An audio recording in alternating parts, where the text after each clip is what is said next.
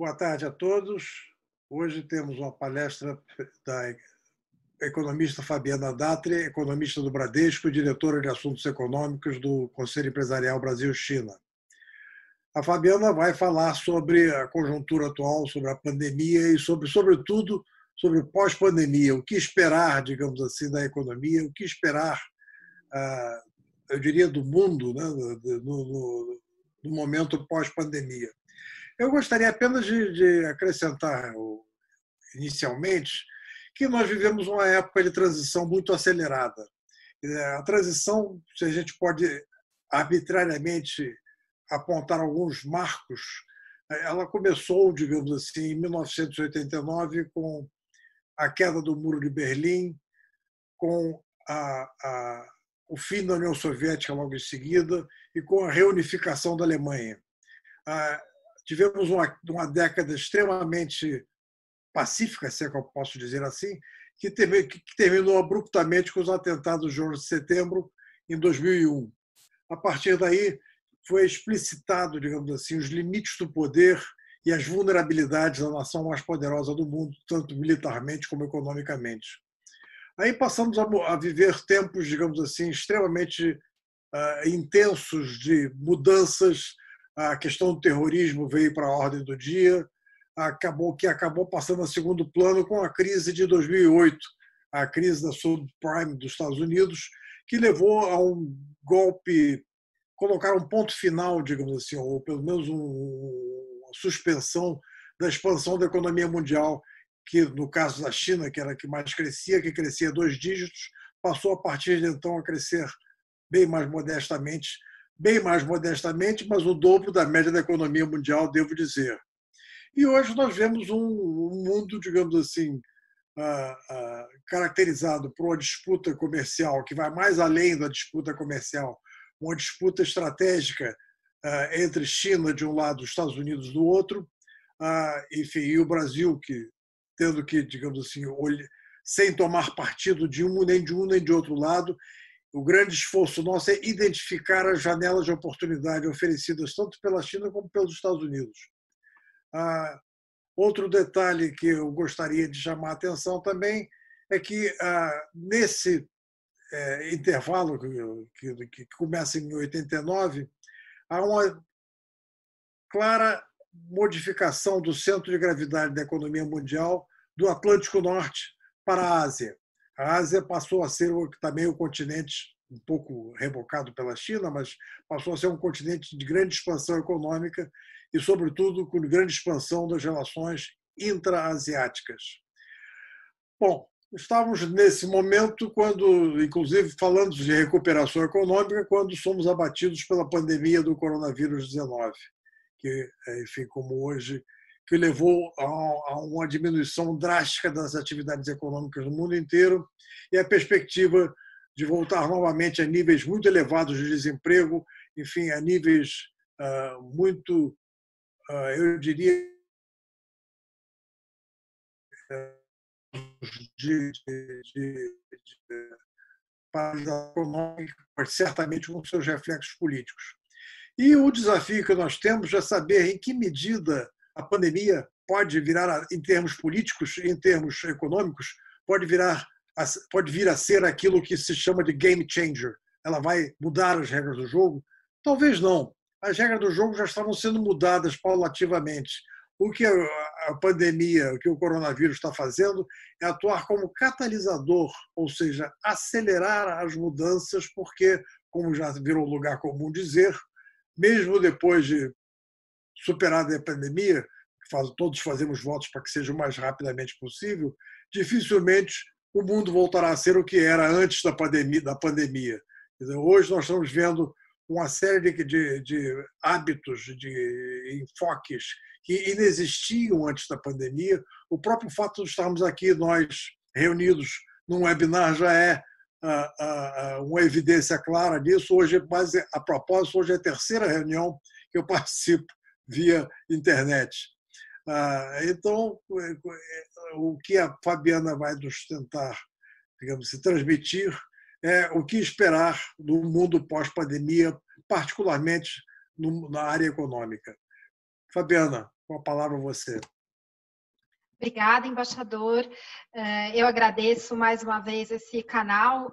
Eu, como economista, como parceira do Conselho, imagino quem está aí do outro lado, em casa ou em algum outro lugar, que não na rua, esteja também fazendo perguntas que eu me faço, tá? Então, para a gente não se perder, né, e são assuntos que poderíamos aqui passar horas discutindo, então sempre eu gosto de ter uma agenda de trabalho para também respeitar o tempo de todo mundo e não nos alongarmos demais, tá? Dito isso, eu vou compartilhar aqui minha apresentação, que sempre dá um guia para todos, né? Então, óbvio que a gente poderia imaginar coisas muito além, eu vou tentar ser restrita à China, o que a gente tem aprendido, e aqui algumas perguntas que eu disse que vocês devem se fazer e eu também me faço todos os dias, tá?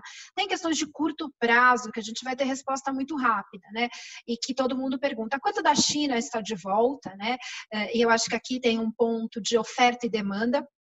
Uma coisa é você abrir, né, o shopping, outra coisa é as pessoas entrarem no shopping para gastar. Então, vamos fazer alguns exercícios aqui de oferta e demanda. Tem uma preocupação latente sobre o mercado de trabalho.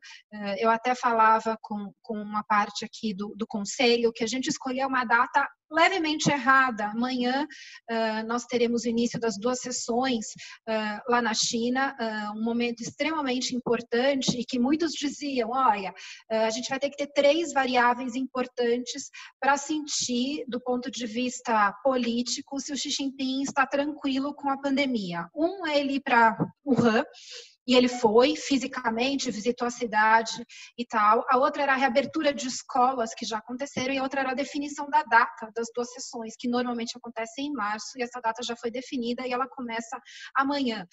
Teremos importantes informações vindas do governo chinês nessa reunião, mas vamos antecipar, né? E o que parece que vai ser foco muito mais do que o PIB, que por muitos anos teve uma meta, será o mercado de trabalho. Então aqui eu vou mostrar alguns exercícios de impacto do mercado de trabalho na China, também como foi o estímulo, que setores têm sido beneficiados com a retomada, por onde vem esse estímulo, tem espaço para estímulo, o risco de uma segunda onda de pandemia, que acho que é uma pergunta não só da China, mas do mundo inteiro, e eu estava antes da nossa reunião aqui preparando algumas estatísticas, principalmente de Europa, que estão disponíveis, e após 2 semanas, 10 dias de reabertura, a taxa de contágio, de transmissão, ela segue abaixo de 1, ou seja, um é uma pessoa que tem o vírus, passa para outra. No período de pico da pandemia, a gente observava que esses números eram próximos de 3 a 4, então uma pessoa contaminava de 3 a 4 pessoas, e depois da quarentena, do lockdown, esse número vem para baixo de 1, alguma coisa como 0,7, 0,8, 0,6. Esse número será fundamental para calibrar o monitoramento, o rastreamento do vírus e saber se a gente pode ir reabrindo aos poucos a economia enquanto você não tem uma vacina e um medicamento, tá? Então, parece, já para antecipar essa resposta, que o risco existe, mas ele é controlado e na China a gente tem fatores específicos. E a pergunta que fica é, foi a primeira a entrar, a China a primeira a entrar na crise, é a primeira a sair, a gente pode afirmar isso, do ponto de vista principalmente econômico, que é meu foco, né? Aqui estou longe de ser alguém que sabe de epidemiologia, de vírus, de doença. A gente foi virando pseudo-especialistas de ler muita coisa, mas na verdade ninguém sabe muita coisa sobre o vírus até agora. Vocês devem ter visto essa semana, teve notícias da própria China, que o vírus, aparentemente, essa segunda onda importada do vírus é um vírus diferente, as pessoas demoram mais para manifestar e também demoram a se recuperar. Então, ninguém sabe ainda o vírus, né? É uma coisa muito nova, tá? Então, a gente vai falar disso, não é uma agenda de política, nem política econômica, nem política estrito sensu, é do ponto de vista econômico. Então, a China é referência para estímulo, para padrão de reabertura, de impacto, né? Sim e não, tá? E o que me perguntam também é, a China pode ser o que ela foi em 2008, do ponto de vista de driver para a retomada do mundo? Se vocês lembrarem, em 2008 a China não tinha nada a ver com a crise, e ela veio com um estímulo enorme, que ela paga, de certo modo, a conta até hoje do ponto de vista de alavancagem e endividamento, mas ela fez o mundo se recuperar em 2009, 2010. Desta vez, eu acho que ela não tem, talvez, nem a intenção e nem o espaço fiscal e monetário para fazer isso. E aí a gente termina com alguns desafios, são muito mais ideias para a gente abrir um debate sobre os impactos mais permanentes da pandemia sobre a economia. E aqui, assim, quantas empresas quebraram na China, quantas empresas não vão reabrir, qual é o impacto no mercado de trabalho, se fechou, abre, em que condições, se os hábitos mudam de compras online, de mais cautela, ou a hora que o shopping abrir, eu estou desesperada para ir ao shopping, então a gente vai ter algumas pesquisas aqui com consumidores. Eu acho que todo mundo está atento a isso, em que medida que a pandemia, como o embaixador falou, catalisa as relações entre a China e os Estados Unidos, que já não vinham bem. Me parece, né, que a gente volta para um estágio muito debilitado. A gente está vivendo um momento delicado das relações e que, de certo modo, podem pautar as relações diplomáticas como um todo do restante do mundo. Tem uma outra pergunta de um movimento que já vinha em curso e que a guerra comercial vinha propulsionando, que era um reordenamento das cadeias de suprimento no mundo, e o que eu vejo até agora é que não é a pandemia que vai fazer isso ser alterado, tá? É uma tendência que já vinha em curso e que, por hora, as pesquisas não mostram que, por causa da pandemia, você vai deixar de produzir na China, você pode deixar de produzir na China por N outras razões, tá? E como fica o endividamento da China, que era uma pergunta, uma preocupação que nós tínhamos ali em 2012, 2013, quando os dados de endividamento da China começaram a ser conhecidos e você tinha N problemas agregados, né? E naquela época e até hoje, já estava retomando umas notas da minha aula que eu dou sobre esse capítulo de China, e eu dizia que um dos triggers, um dos gatilhos para um problema de dívida é um crescimento baixo. Né? E quem tinha na cabeça um crescimento de 1 a 2% da China num horizonte de curto prazo, né? Hard landing, não eram números como esse. Será que essa taxa de crescimento é suficientemente forte para você ter um gatilho de um problema de dívida na China, né? Então, fica aqui já o spoiler para a gente abrir para a sessão de perguntas e respostas, tá? Então, vamos aos trabalhos, aos números e aos gráficos, que é o core do meu dia a dia. Aqui, para vocês terem uma ideia de números, né? Eu deixo na linha vermelha a minha revisão de número de PIB da China. Então, em janeiro, eu e o mercado todo, aqui na linha azul, são as 5 casas, né, normalmente bancos, que mais acertam as projeções da Bloomberg. Na linha cinza, a projeção consensual da Bloomberg. E a gente vê que começamos o ano todo mundo ali dizendo, ó, a China cresce 6% este ano e cresce 6 com 5,5% ano que vem, que era o que estava na cabeça de todo mundo, que seria a meta de crescimento, um crescimento potencial que vem desacelerando ao longo dos anos.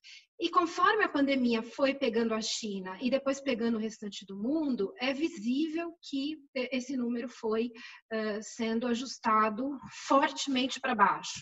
Eu e o mercado todo aos poucos, foi concedendo os números mais realistas. Hoje eu tenho uma projeção de 1,5% para a China neste ano, número que eu jamais imaginei, e que foi rapidamente revisado, coisa de 2, 3 meses, a gente saiu de 6 para 1,5%.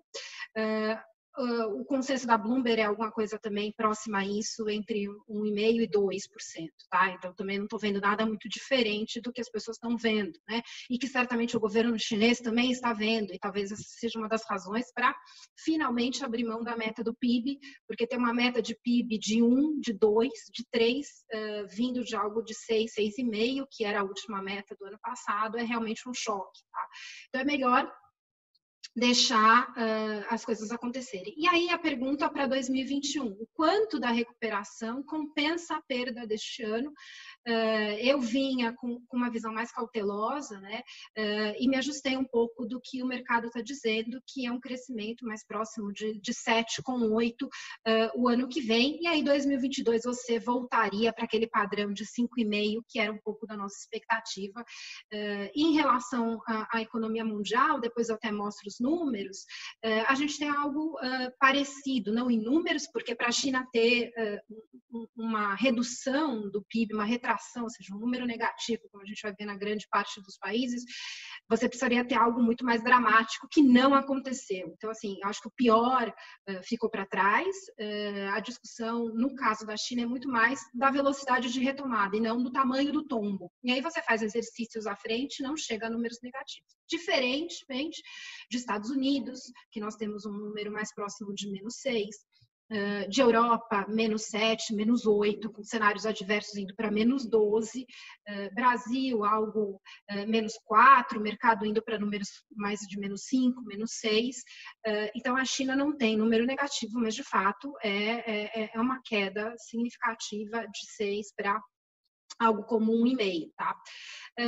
O que os indicadores de alta frequência têm mostrado, tá? Esse gráfico aqui eu extraí de um relatório do Morgan Stanley. São muitos indicadores de altíssima frequência e que muitas vezes a gente não consegue ter acesso às bases, né? E o que ele mostra, né? Que a gente começa ali em meados de março, ver o início da recuperação do ponto de vista de voltar aos níveis pré-crise, né? Então, primeiro que vem é cimento, depois produção de caminhões, depois vendas de telefones. O que ficou para trás e que ainda não voltou ao nível pré-crise, né? Voos domésticos, que está aqui na linha verde clara, ocupação de hotel, tudo que é muito mais ligado ao consumo, né? E aí a gente já continua com alguns indicadores, né? Esse todo mundo também tem monitorado, não só na China, mas no mundo inteiro, que é movimento de pessoas nas ruas. Finalmente o Big Brother foi conhecido, né, de por onde andamos com nossos celulares sendo rastreado, agora para uma referência de quanto as pessoas estão em casa ou agora voltando à normalidade nos países que já têm os casos mais contidos do coronavírus.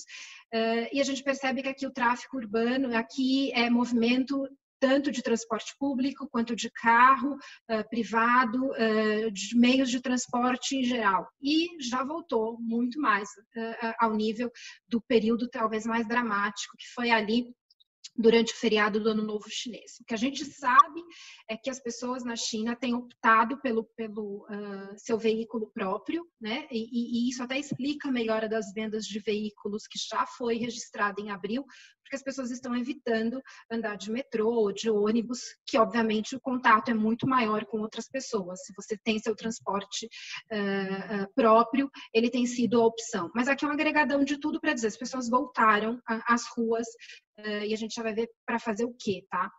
Outro dado que me chamou a atenção, e esse dado é recente, óbvio que é Pequim, não foi o epicentro da crise, mas é uma referência para o mercado imobiliário. As vendas de imóveis residenciais têm uma volatilidade enorme, como vocês podem ver.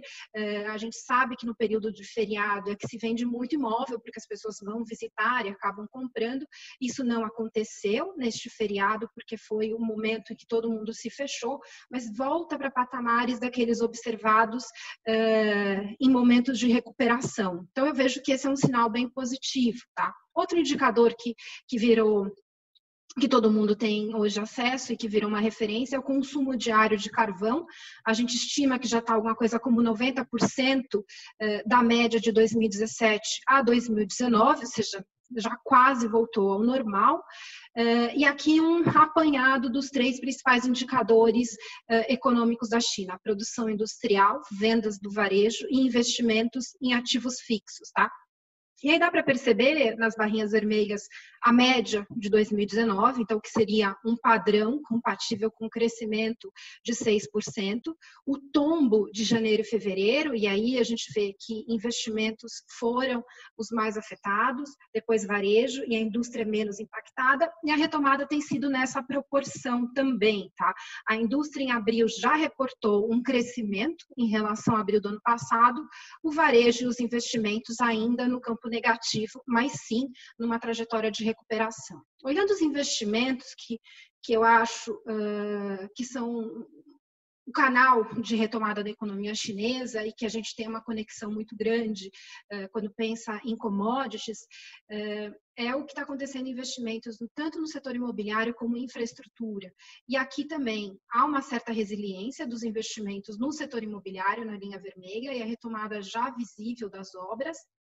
Isso aqui é o investimento, então, assim, o que está sendo colocado em operação, não são as vendas, mas a gente viu que as vendas também estão conversando bem com esse indicador, e infraestrutura, que é hoje talvez a maior aposta de retomada da economia chinesa, uma infraestrutura um pouco diferente daquela de 2008, que a gente soube que muitas vezes era uma ponte que saía do nada e levava a lugar nenhum, mas também teve uma ampliação significativa da malha ferroviária chinesa e que hoje a margem para fazer mais infraestrutura daquela proporção hoje seria muito menor.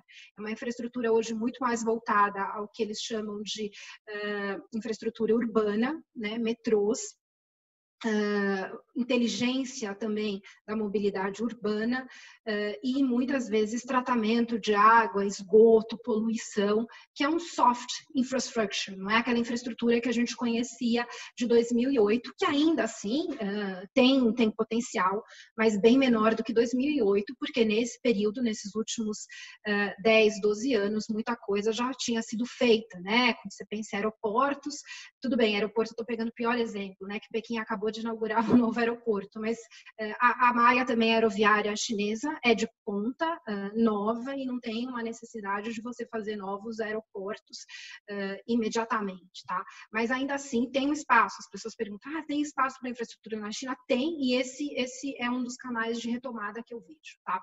Aqui uma tabela também que eu peguei de um estudo de equities do Morgan Stanley. Eles fazem um exercício muito interessante de confrontar a oferta e a demanda. Eu acho que isso a gente vai ter que fazer para todos os países, porque foi fácil fechar, talvez não seja tão difícil reabrir, mas também eu acho que o que vai ser mais difícil é convencer as pessoas a entrarem em onde estiver aberto, né? Então, esse mapa mostra que os setores em que você depende menos da demanda presencial das pessoas, ou que você não tem um contato direto, a retomada já está em curso, né? Então, você vê que, por exemplo, infraestrutura, tudo que está em azulzinho é 100% já voltando, tanto demanda quanto oferta. Então, vendas de imóveis, 100% da capacidade de vender já está lá. Então, o stand já está lá, o corretor já está lá, e 90% estima-se que a demanda já está presente por algum canal. Por outro lado, a gente vê lá setores como hotéis. Estima-se que 95% dos hotéis estejam abertos até o final de maio. Mas você não pode imaginar que isso vai estar ocupado 100%. Então, hoje, a gente tem alguma coisa como 55%, 60% já ocupado desses hotéis, tá? Cinema, acho que é o exemplo mais radical de que não reabriu e que também não tem demanda. Dá para ver que ensino, em abril, 10% só estava aberto, presencial, e que agora já voltou a 70%, 80%, e que uma vez que abriu, você ocupou, né? Então, acho que esse é um mapeamento muito interessante da oferta e da demanda. E a demanda, quanto mais depende das pessoas, da presença, mais sensível ela é do ponto de vista da preocupação de você ter o contágio. Mas não só isso, né? Acho que tem uma preocupação não só na China, mas no mundo, em que condições você reabre a economia, em que condições a renda das pessoas estará preservada, né? Porque quem não perdeu o emprego nesse período, aumentou sua poupança precaucional. Você não sabe o dia de amanhã, então você poupa muito mais. E na saída você também vai ter cautela. Ou você perdeu o emprego, perdeu a renda e não tem realmente dinheiro para retomar. O que me impressiona nessa tabela, e eu acho que é muito positivo, é que eu me preocupava e continuo me preocupando não só para a China, mas no mundo, que você pode ter destruído uma parte da capacidade, né? Principalmente quando a gente pensa em pequenos negócios. Restaurantes que fecharam, então você reabre, mas quanto que você reabre daquilo que existia anteriormente, né? Eu vi uma estatística ontem dos Estados Unidos que diz que 1/4 dos restaurantes vão desaparecer nesse período. Isso não significa que outro 1/4 vai reaparecer daqui para frente. Na hora que você reabre, você não vai ter todo mundo sobrevivido ao que você existia antes desse período, tá? Essa pesquisa também, de novo, do Morgan Stanley, ela é muito elucidativa quando a gente pensa o que as pessoas estão fazendo na rua na China. A gente viu que as pessoas voltaram para a rua, porque o movimento urbano voltou ao normal, até mais do que a gente tinha no período ali do feriado. E o que elas estão fazendo? Elas voltaram para trabalhar, porque todo mundo tem juízo e tem conta para pagar. As pessoas voltaram para comprar alimento, que são os itens essenciais, e supermercado tem sido, no mundo inteiro, o setor menos impactado, e depois vem farmácia, né? E a China não foi diferente, porque você tem que comer. E a gente vê que depois vem shopping center, lojas de rua, e o que ainda está mais para trás são atividades de lazer, em que 35% das pessoas têm voltado às ruas para isso, né? E restaurante me surpreende, né? Com quase 55%. Ainda assim, né? E muitos de vocês aqui devem já ter ido à China. Eu li hoje uma reportagem que há uma mudança radical do que é restaurante, do que é comer na China. O que é comer na China? Vem um monte de prato, todo mundo divide. Muitas vezes o seu prato, a sua colher ou o seu palitinho é dividido com todo mundo, né? E isso é, obviamente, hoje um risco grande de contágio, né? Então, cada um com 2 talheres disponíveis, um para pegar comida ou pratos separados. Fica imaginando o que vai ser a vida de um chinês que vai ter seu prato pronto na mesa, ainda mais num restaurante, né? Acho que serão novos tempos para quando a gente puder ir para a China observar tudo isso. Uma outra pesquisa, essa do UBS, também é muito interessante quando a gente pensa em hábitos de consumo, né? Aqui, à esquerda, a pergunta é sobre gastos offline, né? Então, se você diminuiu ou você cresceu, né? Então, durante a quarentena, a gente vê que alguns gastos online cresceram, né? Então, entretenimento online cresceram e depois agora você começa a diminuir. Shopping online, isso é muito interessante. Depois da quarentena, ele cresce, né? Então, acho que esse é um grande aprendizado, não só para a China, mas para o mundo, que o período da quarentena ensinou muita gente a comprar online. E aqui do lado direito eu acho que ele combina com a informação do gráfico anterior, né? Uma vez que você reabre, suas intenções mudaram radicalmente, você descobriu que sua vida é muito mais feliz dentro de casa, sem gastar? Acho que não, tá? Então, há uma intenção maior de gastos com viagem, de gastar mais com entretenimento, esportes, de comprar um carro e diminuir o número de gastos com bens diários, né? E aqui eu imaginando que é comida, né? Eu vou voltar a ter uma vida normal. Então, e mais do que isso, né? Esse desejo de ter uma vida, de voltar ao normal, é que se você está pensando em comprar um carro, é porque você ainda tem renda para isso, tá? Então, acho que essa é a informação que eu tiro mais importante de tudo isso. Vindo para as relações externas, tá? Que essa é uma grande senão para todo mundo, que diz, ok, a China tem uma demanda interna forte, não houve uma destruição de capacidade nem produtiva e nem de renda nesse período, existe uma força do governo que faz a infraestrutura andar, ou seja, a China dá conta de manter algum ritmo de crescimento. E as exportações? E se a economia mundial não ajudar, né? Então, muita gente dizia, o segundo trimestre é a grande dúvida para a China, quando ela se deparar com um mundo em retração, né? E a gente está falando aqui de retrações anualizadas em torno de 30%, 40%, quando a gente pensa em Europa e Estados Unidos, que são os principais compradores de produtos chineses. Eu olho primeiro o dado da Coreia, é uma boa referência em termos de demanda mundial, em comércio mundial. me chama a atenção nesse gráfico da Coreia, as linhas roxas, que são a demanda de América Latina, e eu imagino que aqui o Brasil tem um peso importante, e a China, vocês veem que o comércio já vinha sofrendo desde trade war, ou seja, não vejo que aqui há algo muito significativo para comércio mundial. De todo modo, o viés ainda é para baixo para todo mundo, tá? Hoje saíram os dados dos primeiros 20 dias de maio de exportação da Coreia, há uma queda menos intensa do que os primeiros 10 dias de maio, né? Então, os primeiros 10 dias de maio a gente teve uma queda de 30% em relação ao mesmo período do ano anterior, e conforme maio foi andando, essa queda é de menos 20 hoje, tá? É algo significativo, não é desprezível, mas parece que o pior está ficando para trás, tá? Quando a gente olha a China, não dá para ver aqui como um grande drama do ponto de vista de comércio exterior, tá? O que a gente não consegue ler esses dados aqui na ponta é que houve sim uma surpresa muito forte com o dado de abril, pode ser um período defasado, que você teve ali a paralisação de fevereiro e algumas indústrias retomando em março, então muitos pedidos que estavam já no pipeline acabaram saindo. A gente viu que parte dessa melhora é sim exportação de máscara, de equipamentos médicos, que explicam uma boa parte desse número, e a queda das importações que vocês devem estar observando na linha cinza é em grande medida explicada por preço, né? Como a China importa alguma coisa como um terço, 35% da sua pauta de importação é commodities, a gente vê a queda importante dos preços, né? Então, o petróleo, que chegou quase a zero e que já voltou a se recuperar, aqui pode ser uma das grandes razões para as importações também terem caído, tá? Quando a gente abre os principais produtos até que o Brasil tem de relação com a China, isso é quantidade, a gente vê que quantidade de minério de ferro foi pouco afetada durante esse período, você teve aqui essa queda e já você retorna quase para os níveis ali antes da crise.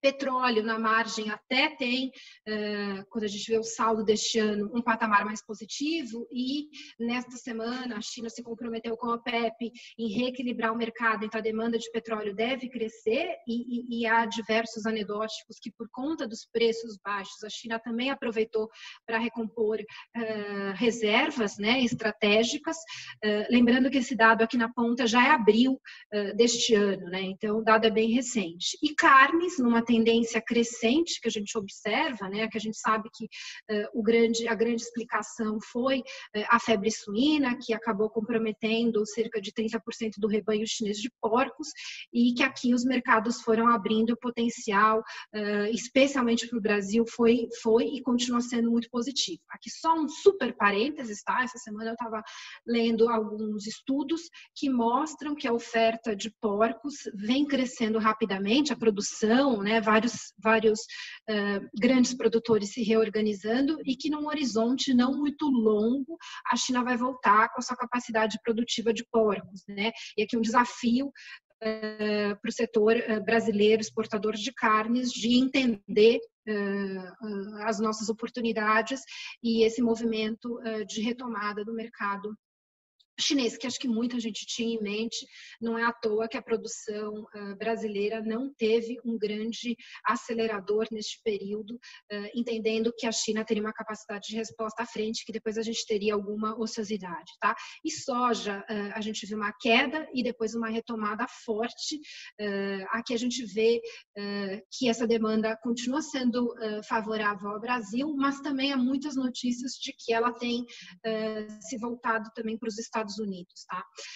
E aqui só, acho que eu não vou fazer muitos parênteses, tá? Mas aqui só um parênteses, que a gente está pensando em Brasil, e não custa lembrar o comportamento da nossa moeda, né? E já que a gente falou de commodities, que o Brasil tem exposição à China, além da demanda que ou segue firme ou até melhorou, a rentabilidade do setor exportador ela foi significativa nesse ano, né? Neste ano, a moeda brasileira foi a que mais perdeu valor, até dia 14, né, até semana passada. Essa semana as moedas apreciaram, então esse número deve ter mudado um pouquinho, mas a ordem de grandeza ainda é significativa, 45% de depreciação da moeda brasileira. E isso faz diferença, né? do ponto de vista de rentabilidade do exportador brasileiro, porque é muito positivo, tá? E a gente não vai falar muito de Brasil, mas a nossa leitura é que isso foi além da conta, tá? O Brasil, ele está longe de ser uma referência do ponto de vista econômico. Há diversos desafios aqui do Brasil, mas a gente entende que diversos fundamentos não justificam ter uma depreciação tão acentuada, especialmente em relação a alguns pares de países emergentes, tá? Mas essa semana, como eu falei, o comportamento foi diferente, porque as commodities subiram nessa semana, também refletindo essa melhora de China. Aqui é a parte dos senões, tá? A gente sabe que as estatísticas do mercado de trabalho da China não são completas, né? Então, a taxa de desemprego, ela está ao redor de 6%, subiu um pouco nos dados reportados pelo Escritório de Estatísticas da China, mas aqui é um exercício que muita gente tem feito de tentar estimar o potencial de perda de trabalhadores, tá? Então, quando você mapeia os dois principais setores da economia chinesa, o que eles chamam ainda de secundário, que é indústria e construção, e a parte terciária, né, que é o restante, a parte de comércio e serviços, né, a gente tem alguma coisa como 580 milhões de pessoas empregadas, tá? Isso emprego urbano. Estatísticas de 2019. E aí você faz alguns exercícios, tá? Isso aqui não é projeção, e por isso que eu deixei a tabela aqui para vocês verem qual que é o meu racional, que tem sido o racional de muitos números que chegam entre 100 a 200 milhões de pessoas desempregadas, tá? Então, que exercício que eu faço? Imagino que nem tudo voltará a operar como operava anteriormente, ainda que aqueles anedóticos sejam de que você tem 100% da indústria aberta. Dado de carvão, por exemplo, não mostra isso, e eu tenho aqui a minha consideração que uma parte pode ter morrido, falido no meio do período, ou que optou por sair, tá, do mercado, principalmente nas menores empresas. Então, eu faço um exercício de capacidade de oferta, né, que eu chamo de operação. Então, se você está operando a 90%, você não precisa daqueles trabalhadores. É um exercício, porque a relação não é 1 para 1, né, mas é só para a gente fazer um exercício estressando. E aí você imagina que dessa a produção que sobrou, você vai ocupar uma parte dela da demanda, né? A demanda pode voltar em níveis de 90%, aqui um exercício que eu falo de hotéis e catering, alguma coisa como 55%, isso é tudo sujeito a questionar, e aí depois cada um pode fazer o exercício em cima disso. E você chega em números de 190 milhões de desempregados em estatísticas assim. Óbvio, aqui a gente vai ajustando conforme a expectativa de cada um ou conforme as coisas andam. Mas hoje, se você tira uma foto, né, quando você toma a decisão de manter a sua força de trabalho, você tem talvez mais essa foto do que imaginar que lá na frente as coisas vão ser diferentes, tá? O que a gente sabe até agora é que tem programas diversos de proteção ao emprego na China, seja de empresas que não precisam recolher tributações e contribuições, seja um esquema que a gente está vendo muito na Europa de licença não remunerada, sejam pessoas que nem voltaram do campo depois do interior, depois do feriado, né? Quem foi viajar foi no período mais crítico, né? Eu fui viajar, a gente sabe que é o período em que muito trabalhador das cidades, os migrantes vão para a sua cidade natal e lá ficaram por um mês e meio, enquanto as coisas não eram reabertas, e quando ele teve notícias de que as coisas não estavam boas, ele disse, eu nem vou voltar, tá? Então, isso pode ter acontecido, o que não pressiona a taxa de desemprego, porque essa pessoa desapareceu da estatística, porque ela não está nem procurando emprego, né? E essa foi talvez uma das razões por que o fechamento de capacidade produtiva na China nos últimos anos, né, o que a gente chama de supply side reforms, não pressionou tanto o mercado de trabalho. Eram muitos migrantes que já estão numa idade de aposentadoria, se a gente lembrar que esse movimento aconteceu, não é recente, então são trabalhadores ao redor dos seus 50 anos, 45, que não estão mais dispostos a continuar a trabalhar, e vários estudos mostram, são pessoas que também não vão para o setor de serviços e voltam para o campo, para o interior, hoje muito mais desenvolvido, com alternativas, tá? Então, esse número de 190 ou 200 ou 150, ele assusta, né? Ele é significativo quando a gente pensa 200 de quase 600 é um terço, né? Um terço perdeu o emprego, não é isso, tá?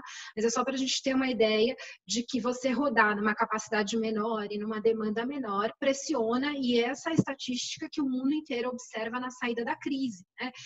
Óbvio que você tem as questões de saúde, mas a questão de quem ficou desempregado, os Estados Unidos estão aí para dizer o tamanho do impacto, né?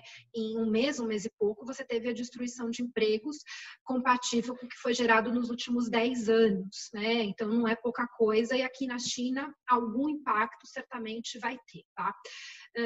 Para a gente ir para a parte de estímulos, aqui o pano de fundo é a inflação. A inflação na China não tem sido um problema. O CPI, que é a inflação ao consumidor, o nosso IPCA, vem vindo super tranquilo. Você teve um choque de alimentação, que foram os porcos, mas que esses já vêm cedendo.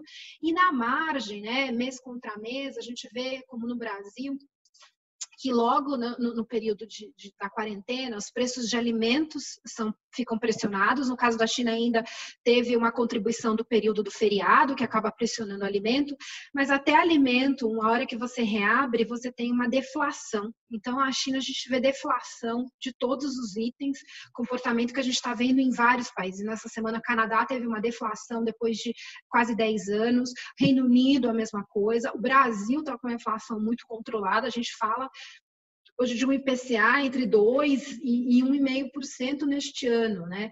De fato, o choque de demanda se sobrepôs a qualquer choque de oferta, né? Se vocês lembrarem, no início da pandemia, a nossa preocupação é que faltariam produtos chineses no mundo. E hoje a nossa preocupação é que falta demanda para comprar os produtos não só chineses, mas de todos os países do mundo.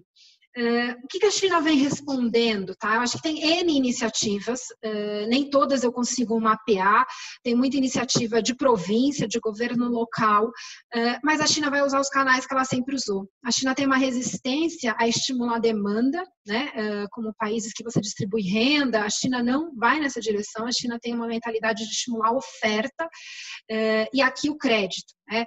E quando você olha aqui a concessão de crédito, aqui não é só bancário, aqui é o que eles chamam de Total Social Financing, que também tem Shadow Banking, a gente percebe que qualquer exercício que você faça, o valor concedido em março deste ano, ou seja, no momento que você reabre a economia, é historicamente muito elevado.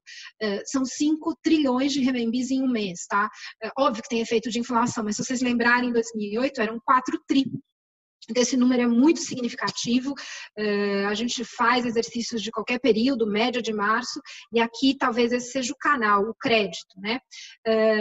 Essa estatística que a China vem controlando ali na rédea curta, que foi a grande preocupação dos últimos anos em termos de alavancagem, e que o crédito foi o canal de controle desse risco. Se vocês lembrarem, eram 3 desafios que o Xi Jinping colocava: reduzir desigualdade, reduzir a alavancagem, né, da economia, e aqui está esse risco da alavancagem que ele chamava de riscos sistêmicos, né, e ser uma economia com mais condições, mais social, né, e a redução de poluição, que eram os 3 riscos, né.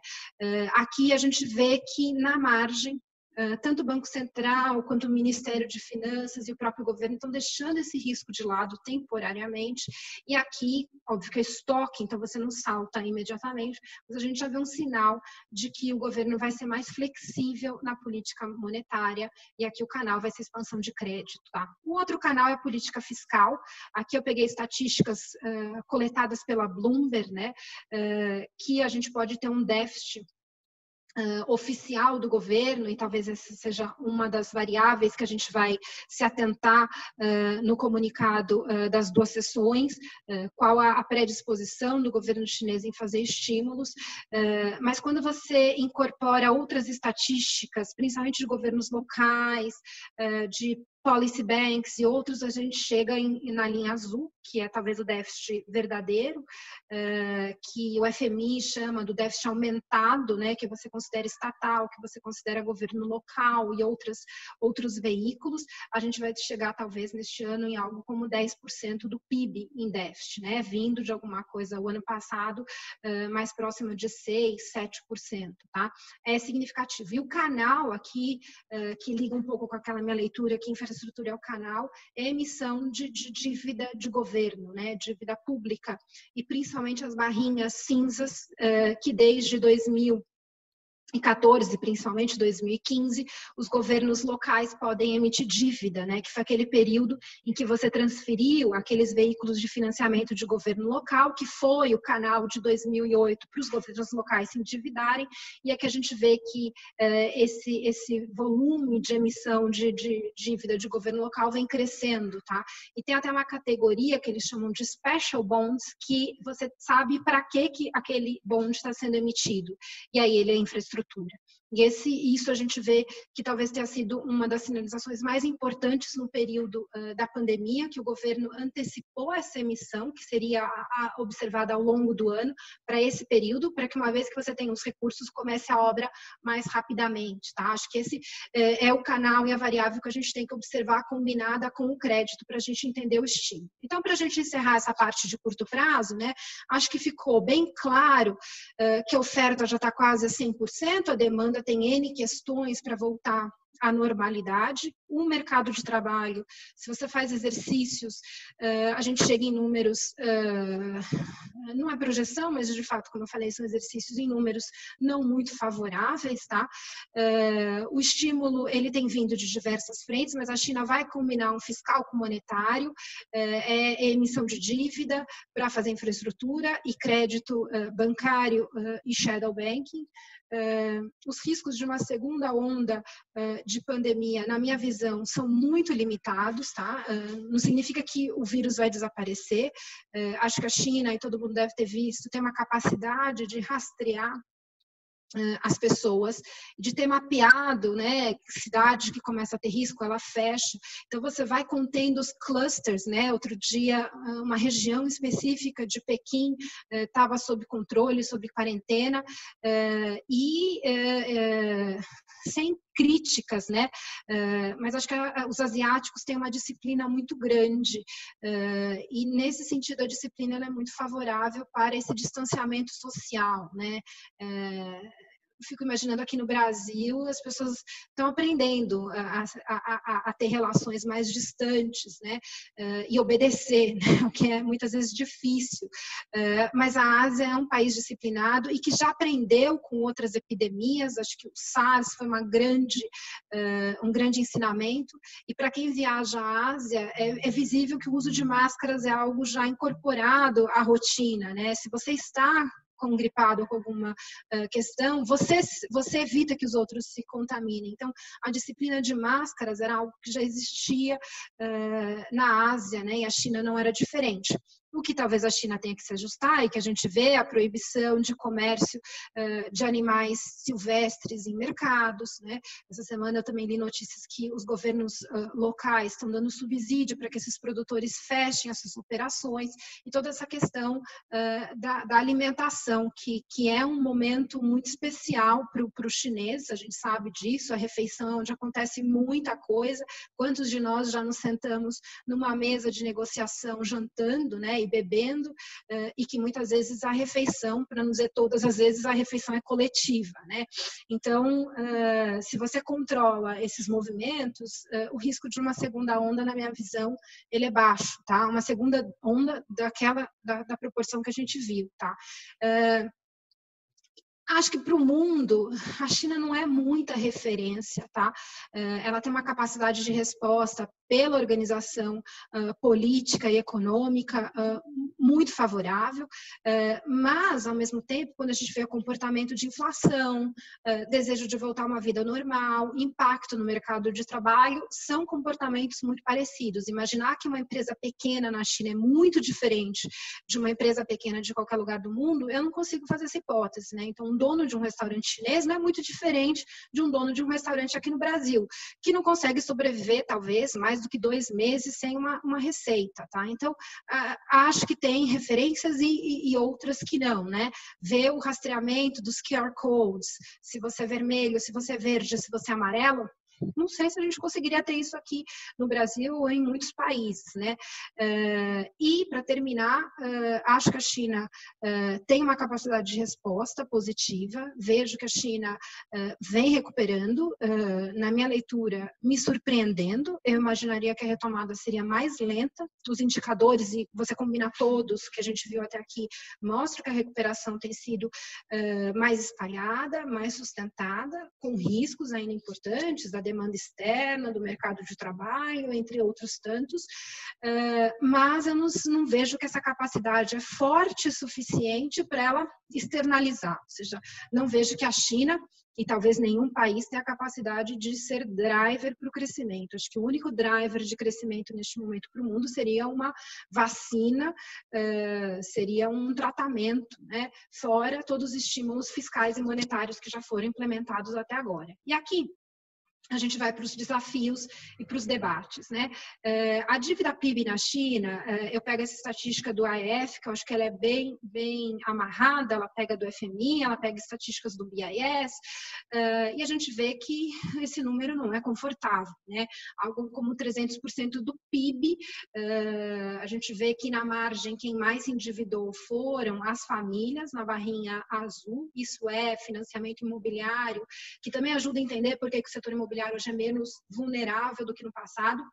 É demanda genuína, mas ao mesmo tempo também as famílias chegam num nível de alavancagem já talvez considerável para padrões internacionais.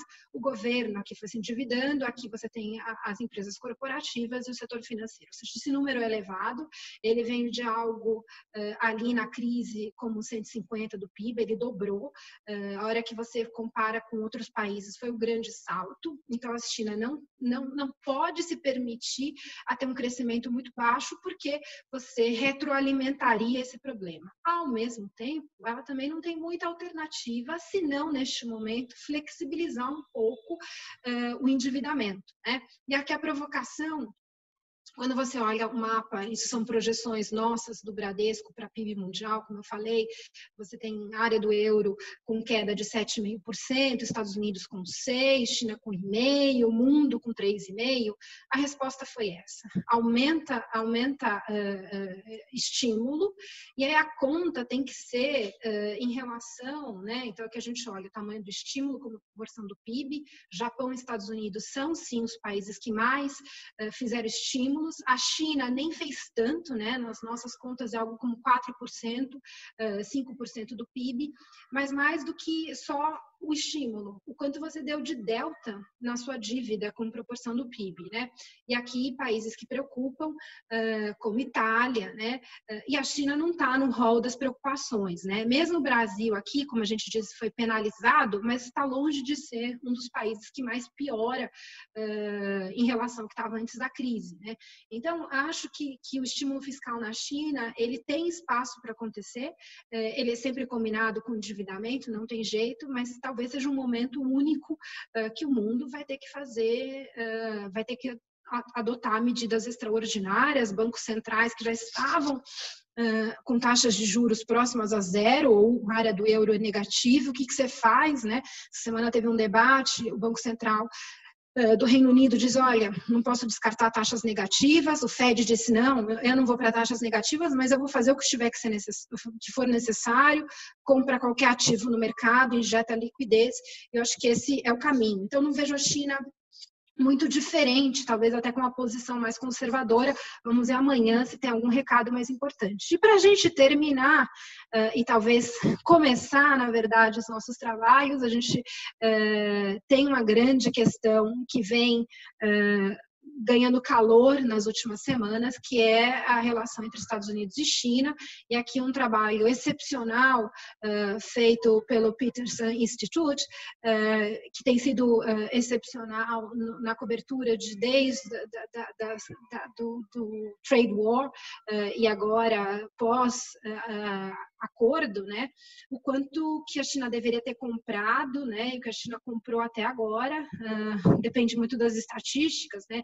Então, aqui eram as linhas esperadas de compras, né? Chinesas e o que foi feito até agora, né? E aí você abre por países, esse material está disponível, aqui está a fonte, né? Muito difícil de você julgar o cumprimento de um acordo no meio desse furacão, né? De todo modo, a China vem fazendo esforços para que o acordo seja cumprido, mas a gente sabe que o tema, como o embaixador colocou na abertura, está longe de se restringir à questão comercial, né? Eu diria que essa talvez seja a menor questão, mas ainda talvez seja a questão mais quantitativa que pode ser negociada neste momento. E para abrir para perguntas, eu não enxergo nenhum acordo ainda no curto prazo. Acho que algumas águas vão rolar da questão entre Estados Unidos e China, que vai muito além, como eu falei, dessas questões comerciais, e na minha visão, talvez estejam migrando para um patamar pior do que aquele que a gente viu no pré-acordo, porque você tem outras questões sendo colocadas na mesa e que podem ser concretizadas além das tarifas que a gente via que estavam acontecendo até então, tá? Eu me permito encerrar aqui a apresentação para a gente ter mais espaço para visualização. Deixa eu só me entender com essa tecnologia aqui. Eu preciso, acho que agora eu tirei a apresentação e a gente aqui está só em leituras, né? Só em visão. E aí eu passo a bola para o embaixador Luiz Augusto continuar com a nossa conversa. Bom, muito obrigado, parabéns. Está me ouvindo? Muito obrigado, parabéns, Fabiana, pela sua brilhante apresentação, muito clara, muito bem apresentada. Nós já temos, ao longo da sua apresentação, já surgiram 5 perguntas, todas elas diferentes, de modo que não dá nem para consolidar 2 ou 3 numa pergunta só. A primeira pergunta é a seguinte: você imagina que haverá uma queda expressiva das exportações brasileiras para a China nos próximos meses? Em artigos recentes publicados na imprensa, deixa-se a impressão de que os chineses estão comprando agora muito por medo de possíveis problemas futuros de escoamento da produção do Brasil. Dadas as expectativas pessimistas em relação à gestão brasileira da crise do Covid-19. Eu acrescentaria a essa pergunta o fato de que no primeiro quadrimestre deste ano o movimento, a corrente de comércio Brasil-China aumentou ligeiramente, muito mais pelas importações chinesas do Brasil do que pelas importações brasileiras da China, o que não deixa de ser interessante. Quer dizer, o Brasil parece que foi mais afetado como comprador do que como vendedor, na medida em que a demanda chinesa continuou forte. Bom, essa é a primeira pergunta. Tá.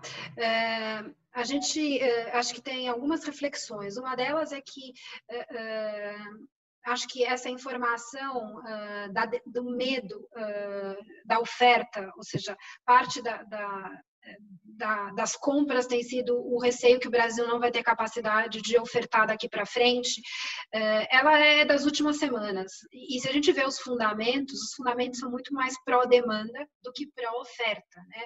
Então, a China faz estoques estratégicos e tem a sua lógica, que obviamente não é compartilhada com todo mundo.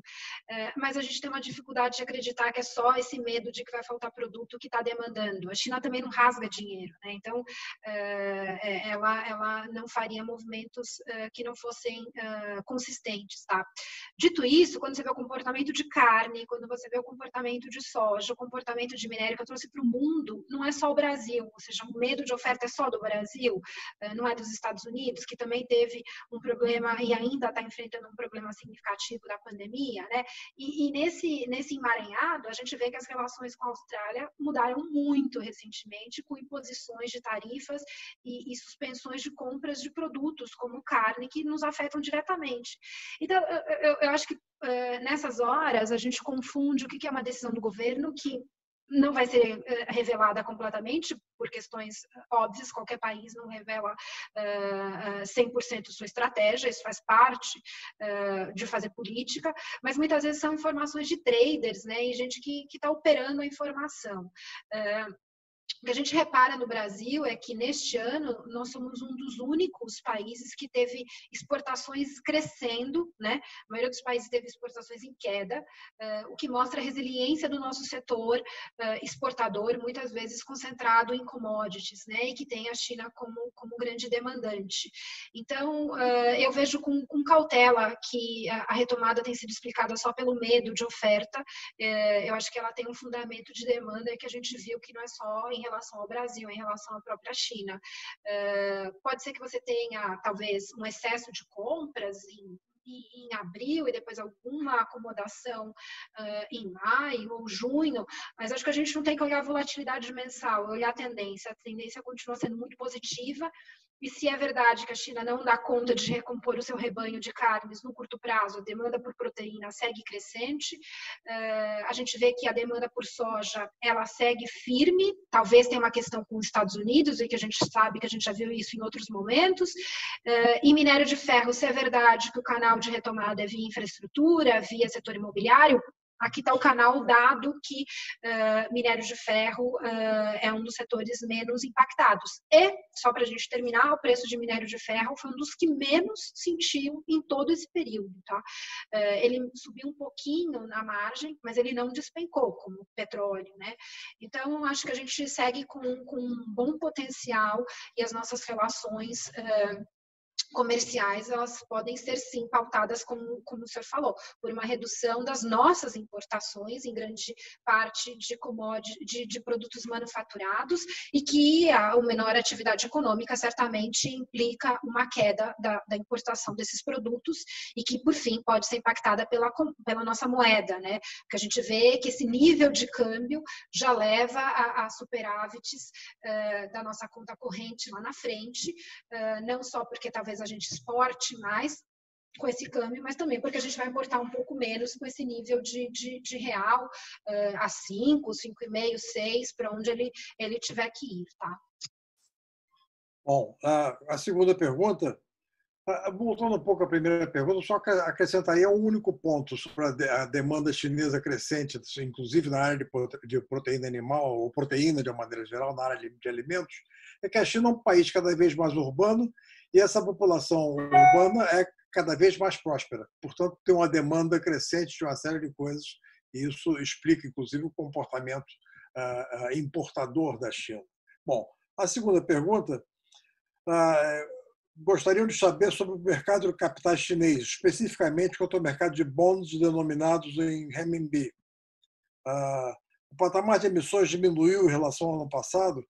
Como está o nível e a vontade de continuar a emitir bonds em renminbi em virtude da pandemia? Eu vou ser bem honesta, essa é uma variável que eu não olhei em todo esse período, tá?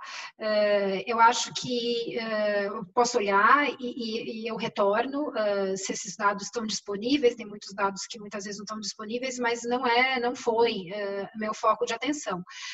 O que eu vejo que a China vê nesses períodos, né, principalmente em exposição global, ela tem sido mais cautelosa, né? Mas, ao mesmo tempo, ela continua com um tom de abertura para o mundo, de internacionalização não só da moeda, mas dos seus ativos, e talvez a pandemia tenha sido só ali uma parada. Em relação ao renminbi, acho que já que veio essa pergunta, não em relação aos bonds denominados em renminbi, mas há uma expectativa, sim, de depreciação da moeda chinesa, seja pela valorização do dólar, seja porque a China enxerga esse espaço de fazer alguma depreciação do renminbi nesse período, e que esse movimento estaria contido nas últimas semanas por conta não só das tensões com os Estados Unidos, mas por conta da reunião que a gente vai começar amanhã E talvez a gente tenha uma melhor diretriz, não só para onde vai a moeda, que talvez a gente nunca vá ter, mas uma intenção, né? Mas o que a China tem de agenda para a internacionalização, para a abertura, né? Então, já que veio essa pergunta, acho que esse é um tema que a China vem trabalhando intensamente, de abrir os seus mercados, seja um mercado financeiro, seja mercados de bens, para mercados estrangeiros, e essa é um dos top lists de expectativa para a reunião, para as 2 sessões, né? Mas depois eu dou uma olhada nesse dado específico e mando a resposta para a pessoa que solicitou, tá? Mas eu não vou dizer algo que eu não sei. Ok. A terceira pergunta é: como a crise gerada pela pandemia e as pressões econômicas enfrentadas pela China, como é que você imagina que o governo chinês ainda manterá metas de crescimento do PIB em números específicos ou surgirá uma nova tendência?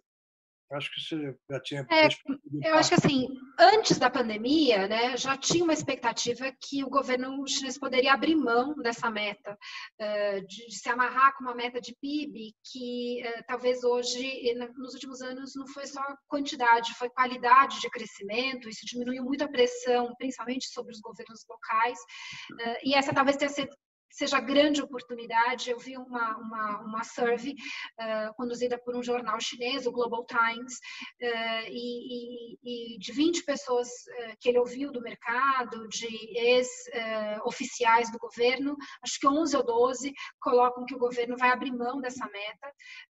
Mais do que a meta, o foco não é PIB, o foco talvez seja emprego, né? E que essa é a questão mais importante hoje no momento na condução da política econômica na China. Então, o meu guess, o meu chute é que o governo chinês não vai ter meta de crescimento para este ano, e essa talvez seja a grande oportunidade dele se desapegar dessa meta numérica do PIB, que muitas vezes foi criticada, porque você pode ter um período mais próspero e um período como esse com um desafio extraordinário, tá? O que não significa que, como alternativa, ele pode ter uma meta para um período, né? Como ele tem planos quinquenais, ele pode dizer, olha, para esse ano eu não tenho muito como ajustar, mas olhando 5 anos à frente, eu tenho uma meta de crescimento de 5%, de 6%, condizente com alguma meta de dobrar, como ele fez nos últimos 10 anos, de dobrar o PIB per capita. Pode ser uma saída se ele não quiser simplesmente rasgar esse termômetro que sempre foi importante para ele, tá? Mas uma meta para este ano, eu acho a probabilidade muito baixa. Seria muito ruim vir com um número fraco e que tem um papel importante em expectativas, né? Você imagina um empresário local vendo que o governo chinês diz, olha, joguei a toalha e não dá para crescer esse ano. Então, ou ele diz, olha, eu tenho outro foco, eu vou medir isso de outras formas, ou ele diz, olha, a meta é para os próximos 5 anos. Esse ano vai ser mais difícil e eu vou correr atrás para o próximo ano ser melhor, tá? Eu passaria, então, para a quarta pergunta, que é a seguinte: qual será o impacto dessa nova rodada de estímulo sobre a dívida pública? Há risco de crise da dívida, sobretudo de governos locais? Qual o retorno sobre investimentos desses projetos de infraestrutura? Há o risco que se estejam criando novas cidades fantasmas? Enfim, tem muito exercício de futurologia. Mas como eu falei, né, a gente vê que, primeiro, o estímulo como proporção do PIB não é nada extraordinário, ou seja, eu vejo que o nível já é perigoso por si só, não é o delta que me preocupa, como foi em 2008, mas eu não tenho certeza, a China aprendeu muito nesses últimos 10, 12 anos, em termos de eficiência do gasto, em responsabilidade. Não é à toa que uma das explicações por que os estímulos que a China vem adotando desde 2018, se a gente considerar, a China está tentando estimular a sua economia desde quando as tensões com os Estados Unidos se acirraram, em meados de 2018. Ela começou a cortar compulsório, vir com estímulos. E uma das explicações porque os estímulos não estavam chegando na ponta é porque os governos locais tinham uma relutância muito grande de se endividar, de tomar um endividamento irresponsável, dado que eles aprenderam nos últimos anos. E os gastos hoje, o tratamento de infraestrutura, ele ele é bem diferente, né? A China tem uma disciplina do lado da oferta, que tem talvez como sua cabeça o Liu He, quando ele veio com o Supply Side Reforms, e a gente vê que o aprendizado dos últimos anos não é desprezível, ainda que para você ter uma redução da dívida do tamanho atual é muito complicado. O que a China conseguiu fazer é conter o aumento da dívida. Então, não me preocupa muito, ainda mais quando eu comparo com outros países e com o que a gente vê até agora. Acho que o problema está dado, tá? E se a China tem uma capacidade de resposta rápida, do ponto de vista de crescimento, ela vai ter arrecadação, né? Então, nessa hora, quando a gente pensa na dívida, como se resolve o problema da dívida olhando à frente, né? Acho que esse é um debate que o Brasil tem hoje, né? Quanto que é permanente ou quanto ele é específico daquele momento, né? Se você tem uma recuperação do crescimento, essa é a melhor saída para qualquer ajuste fiscal, você tem arrecadação. Se não, você aumenta tributos, né? Acho que a China não vê muito nesse canal, mas ela vê na recuperação uma resposta. A China ainda é fechada, né? Então essa grande explicação porque o problema da dívida da China não levou a consequências negativas como outros países, e você teria um risco de uma japanização que a gente observou lá na década de 90, em que o Japão trocou dívida privada por pública, não é à toa que a dívida pública japonesa é do tamanho que é, e isso criou o que eles chamam de indústrias zumbis, né? E que a China poderia entrar nesse patamar. Acho que são casos diferentes, tem semelhança, sim, mas acho que a China nos últimos anos mostrou que é possível reestruturar muitos setores. O problema é grande, não é do dia para a noite, mas acho que todo o pacote de supply side reforms ele foi confortado, assim, deu conforto para ver que a questão da dívida não é tratada de maneira irresponsável na China. Só não dá para você fazer um ajuste radical. Se você resolve pagar toda a dívida, é impossível, né? Ela é 3 vezes o tamanho do PIB, por definição não será paga. Mas óbvio, se você quiser procurar pelo em casca de ovo, você vai encontrar razões para ver um problema maior. Mas acho que a grande senha de tudo isso é a China continua fechada e por isso também um controle grande do processo de abertura, enquanto você tem uma gestão da dívida ainda em curso. E se a recuperação acontece, parte do endividamento que você adquiriu no período, você recupera olhando à frente, né? A gente sabe, exemplo do Brasil, que você se endivida muito rápido e demora um tempo razoável para sanar o seu endividamento, né? Mas isso é uma questão que a gente já vinha observando na China. Tá? Bom, aqui tem duas perguntas da mesma pessoa. A primeira pergunta seria se esses estímulos mais tímidos da China no primeiro momento podem ser uma estratégia de salvar munição, ou seja, para terem o que fazer a lidar com a queda da demanda global? Acho que nessa hora ninguém sabe, né? Ninguém sabe de hoje a amanhã, então acho que o racional de política é você evitar um maior problema à frente, né? Guardar munição pode ser uma parte da estratégia, mas não pode ser a única. E tem um problema interno em curso na China, né? Então, eu acho que a cautela não é só em guardar munição, a cautela é tudo isso que a gente vinha falando. A China vem com uma postura fiscal e monetária muito mais cautelosa pela situação dela, ou seja, a foto dela hoje não é das melhores, né? O filme contado nos últimos anos não foi muito bom. Então, acho que a cautela vem muito mais com medo de uma alavancagem do problema já existente do que guardar munição imaginando uma piora da demanda externa, tá? E eu acho que é por isso que a reunião de amanhã ela é muito importante, porque acho que o governo agora já tem nas mãos muito mais claro a situação não só da China, mas do mundo, né? Eu vejo que as revisões de PIB global para baixo talvez não tenham muito mais margem, né? Ou seja, a gente talvez já tenha visto que é isso, é ruim, mas não tem muito pior por vir. Muitos países já estão com os casos hoje muito mais controlados, então hoje talvez a China tenha mais segurança para dizer o tamanho do estímulo que ela precisa. De todo modo, ainda tem coisa por vir, tá? Se ela guardou munição, não guardou, qual foi a estratégia, tem mais coisa por vir sim, e por isso a expectativa dessa reunião. Bom, tem duas perguntas aqui que têm a ver com a crise ou as negociações em curso entre China e Estados Unidos. Uma delas tem a ver com a China, em face dos seus impasses nas negociações com os Estados Unidos, poderia abandonar o dólar peg para sua moeda. Isso é um aspecto. E o outro aspecto é o aparente fracasso da primeira fase do acordo China-Estados Unidos. Qual seria o possível impacto sobre o Brasil? Eu fico pensando que nessa hora, quanto mais alteração você faz, pior fica o cenário, né? Eu acho que a situação atual já é delicada, então mexer em estruturas já conhecidas e romper, né? Eu acho que não tem consenso muito das respostas, né? Há muitas críticas que talvez a China tenha sido muito vocal nas suas colocações, muitas vezes não, é o que tem de política diplomática para ser feita hoje. A gente não tem que considerar todas as críticas nesse momento, é um jogo que está sendo jogado, mas eu não vejo que é hora de rasgar termômetros, né, ou romper termômetros que a gente tinha. Então, não vejo que a moeda é a variável que vai ser ajustada neste momento, até porque a gente sabe que esse é um tema super delicado, como quando a gente fala a venda de treasuries, a China vai vender treasuries agora, parecem cordões umbilicais que não valem a pena ser rompidos neste momento, tá?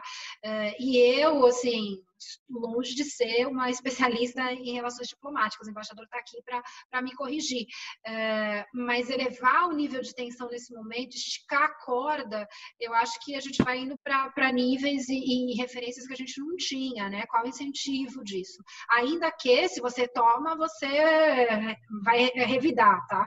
Depois ele me ajuda me ajuda a entender o jogo que está sendo jogado, que está sendo difícil para entender. Óbvio que tem uma eleição nos Estados Unidos como pano de fundo e outras, uma pandemia que veio, que começou na China e tal. E por fim, como o embaixador colocou na abertura, o Brasil tem que entender as janelas de oportunidade, o que é melhor para as nossas estratégias, para as nossas políticas econômicas, diante de todo esse embate, né? Tomar partido está longe de ser a recomendação que eu vejo como positiva nesse momento, porque você tem argumentos para todos os lados, tá? E a gente tem benefícios das relações múltiplas, não só entre Brasil e China, mas Brasil e diversos outros países, como a gente foi construindo ao longo dos últimos anos. Então, elevar a atenção neste momento não me parece ser a melhor alternativa. É saber ver as janelas de oportunidade. E se essa foi a última pergunta, eu dividiria essa pergunta também com o embaixador Luiz Augusto. Eu gostaria de ouvir a opinião e a visão dele, que tem muito mais experiência do que eu e que já esteve inúmeras vezes na linha de frente, inclusive lá na China.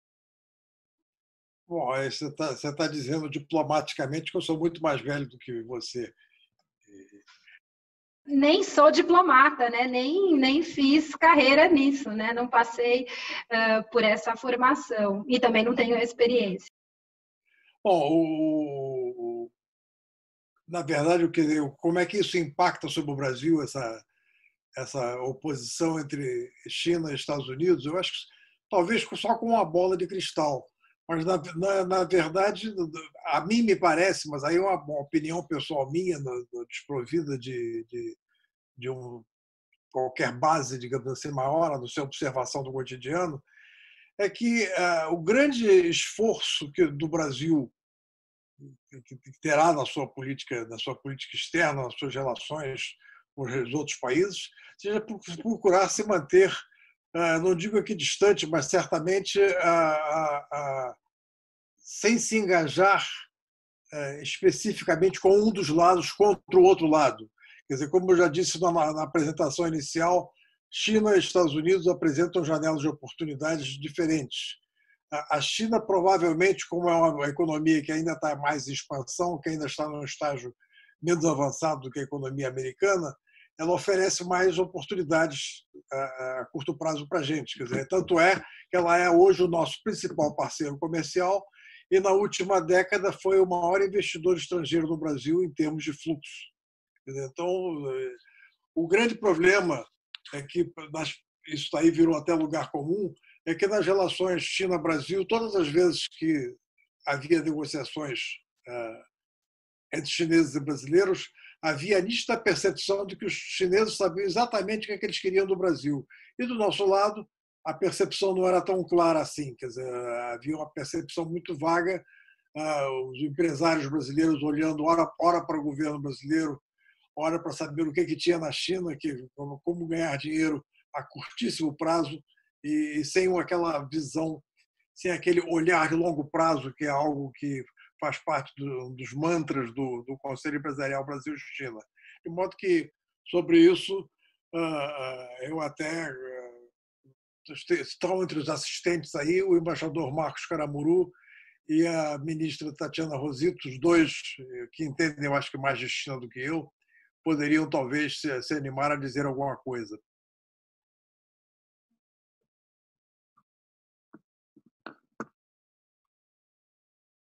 Eu gostaria de aproveitar também para dizer, anunciar, avançar os próximos eventos que nós vamos ter do CEBC.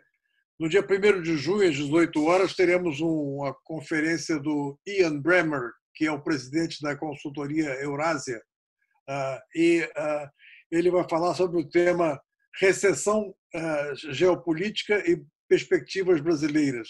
Será ele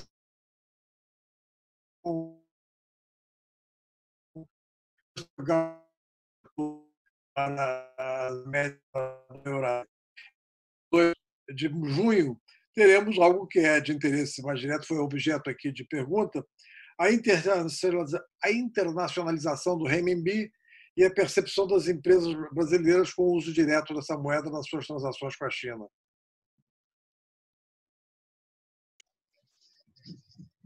Esse é só o começo, né, embaixador? Eu acho que a gente não vai poder se encontrar tão cedo fisicamente. Vamos aproveitar esse canal que tem sido muito produtivo, né? Então, acho que esses 2 próximos encontros só serão o início de uma agenda, né? E aproveitar quem está aqui participando, os associados e parceiros do Conselho, quem tiver sugestão de temas, né? Que gostaria de ouvir, participar, a gente aceita sugestões e vamos fortalecer esse canal aqui, esse diálogo que o CBC sempre valorizou e cultivou, né? De alto nível, qualificado, e eu agradeço estar nesse hall de amigos conhecidos, né? Dei uma olhada aqui, quem está aqui, pessoas muito queridas e que conhecem muito. Obrigada também por me ouvirem e dividirem esse tempo aqui com a gente, né? E agradecer ao embaixador também pelas considerações, palavras sempre muito proveitosas e lúcidas de quem já esteve lá na frente e de fato tem mais experiência, seja por anos, seja por formação, seja por N outras razões. Obrigada pelo tempo.